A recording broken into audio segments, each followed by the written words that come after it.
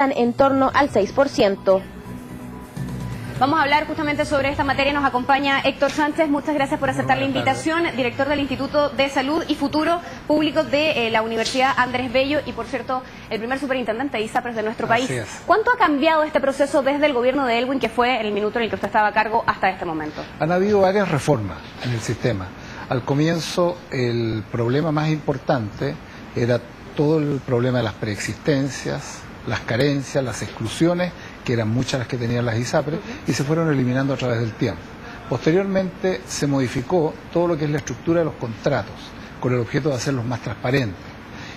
Y quedaron pendientes 2 o 3 cambios que se querían abordar en la última reforma, que era una reforma al financiamiento del sistema de salud, en el cual se pretendía de que en Chile todo el sistema de salud, tanto público como privado, tuvieran un solo plan de salud garantizado para toda la población y, en segundo lugar, que hubiera un fondo compensatorio por riesgo para todo el país, para todos los trabajadores, de tal manera que no se produjeran diferencias tan grandes como las que hoy día existen.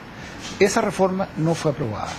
Y es lo que ahora está en discusión. Exactamente, esa reforma no fue aprobada y posteriormente ya se planteó por parte del Tribunal Constitucional un elemento que ya veíamos venir, aquellos que propusimos esa reforma mayor hacia el año 2005, que en definitiva no se podía discriminar por edad y sexo en la fijación de los precios. Y ese es el primer problema que se genera hacia el año 2010. Y desde esa época el gobierno invita a una comisión de expertos, de la cual me tocó formar parte, los cuales analizamos reformas al sistema de salud. Y allí se plantearon 2 reformas alternativas, una de mayoría y una de minoría. La de mayoría, que apoyamos, fue básicamente la de establecer un plan garantizado para todo el país, un sistema de compensación por riesgo, una tabla plana, que no discriminara ni por edad ni por sexo, para toda la población, y posteriormente que se definiera una modernización del sistema de prestaciones de servicios de salud público. Esa reforma el gobierno no la aceptó. Por lo tanto, y consideró de que el dictamen del Tribunal Constitucional no tenía mayor importancia, pero lamentablemente se equivocó, porque desde esa época hasta hoy día sobre 100.000 personas han recurrido y han obtenido un dictamen favorable tanto en los tribunales de justicia como en el Tribunal Constitucional. Por lo tanto, frente a esa situación, ahora se produce este otro dictamen de la Corte Suprema. Exacto. Y frente a este dictamen, más allá de que se ha tratado de especificar que esto corresponde solamente a los 30 casos puntuales por los que se dio a conocer el fallo, sí vuelve a poner sobre la palestra pública y la discusión el tema de la salud de las ISAPRES en general. Y frente a eso, un grupo de diputados de la ADC ha agregado a este proyecto que está en discusión una indicación sobre el tema de la integración vertical de las ISAPRES. Y en un informe que fue encargado a la Universidad Católica de Valparaíso por la Fiscalía Económica Nacional, aparecen detalles donde se daba muestras de una especie de excesiva ganancia y además, frente al tema de la integración vertical, de poca transparencia en esto, y también datos de la superintendencia de hace más de 10 años. ¿Por qué en este momento se genera esta reacción? ¿Por qué cree usted también que tal vez esta función fiscalizadora de las superintendencias anteriores no nos llevaron a poner coto a esta situación con anterioridad? La integración vertical es un problema que se ha ido desarrollando progresivamente en el sistema de salud. Perdón, por cierto, expliquémosla. Integración vertical, ¿qué tiene que ver con? Integración vertical significa que un mismo dueño es dueño del seguro, de la ISAPRE, y también es dueño de instituciones prestadoras de servicios de salud. Clínicas, laboratorios, etc.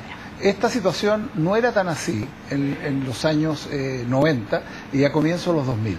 Y posteriormente se fue produciendo una integración vertical en 3 o 4 grandes grupos.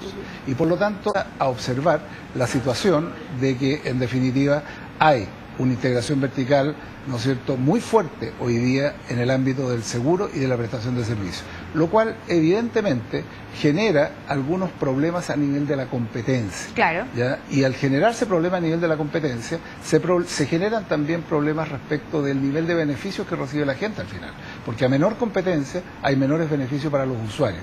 Y también se producen mayores utilidades para aquellas instituciones que están integradas verticalmente. Cuando nosotros analizamos la situación de utilidades del sistema de salud, uno tiene que analizar por separado 2 cosas. Las utilidades de las ISAPRES, que se reportó en el último reporte de la superintendencia del orden de 66.000 millones de pesos, pero a eso hay que sumar ¿no es cierto?, las utilidades que se generan en las instituciones prestadoras vinculadas a esas ISAPRES. Claro. Por lo tanto, esta situación es una situación que hoy día empieza a tener mucha importancia por dos razones. La primera, porque en definitiva los costos de la salud han subido enormemente.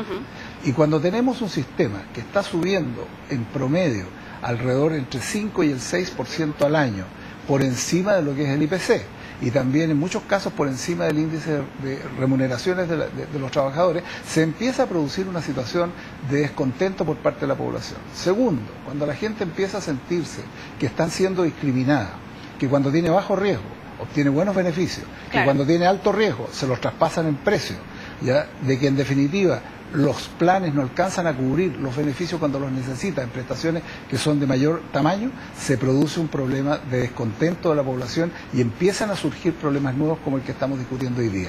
Hoy el problema central del sistema de salud básicamente es que el costo de la salud se está disparando de manera bastante incontrolada. En ese sentido, a mi juicio, las ISAPRES no han hecho la pega en términos de controlar los costos. Don Héctor, para terminar justamente, si podemos establecer que esto en este proceso está generando esta especie de caos, donde además hemos tenido distintas demandas de reivindicaciones de derechos sociales en el fondo, y esta pasa a ser en el fondo también una más a través del dictamen de la Corte Suprema, las ISAPRES no han hecho su trabajo, ¿la superintendencia lo ha hecho? Yo creo que la superintendencia ha hecho todo lo que ha podido dentro de la ley. Aquí hay un trabajo... ¿Es ilegal o no es ilegal? Claro, es que es ilegal. El tema de la integración vertical es ilegal. Es legal, es absolutamente legal.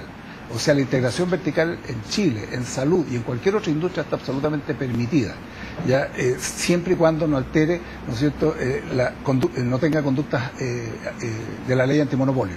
Pero en general es legal. Aquí el problema es un problema de tipo legislativo. Lo que está sucediendo hoy día es que los tribunales de justicia, primero el Tribunal Constitucional y después el Tribunal de Justicia de la Corte Suprema, le están haciendo la pega al gobierno y al Parlamento. Héctor, nos vamos a quedar con esa frase. Muchas gracias por acompañarnos en esta edición central de UCB Televisión Noticias. Vamos a avanzar en esta materia, tomamos contacto de inmediato con el Congreso Nacional. La periodista Ailín Pardo se encuentra allí y tiene más antecedentes respecto al conflicto en la Araucanía.